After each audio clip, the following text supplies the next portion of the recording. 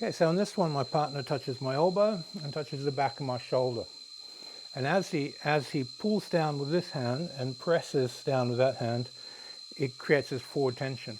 Now what I've got to do is just soften my body by swaying left, swaying right, and then lead that energy down and then pick it up. So I've got basically this type of swinging type of action. As he grabs the elbow and shoulder, I swing and just let that energy drop.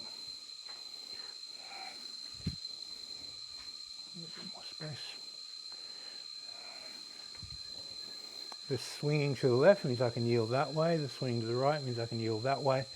And I need to get this into a pendulum swinging stretch.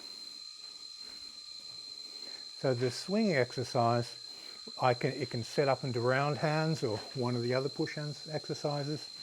And it's a very, very nice transition movement. So when I find what I'm looking for, I bring the energy out.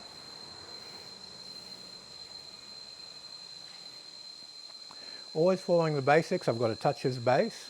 I've got to feel the center of gravity of tension, feel his lines of power, and then stretch and increase that space before I issue.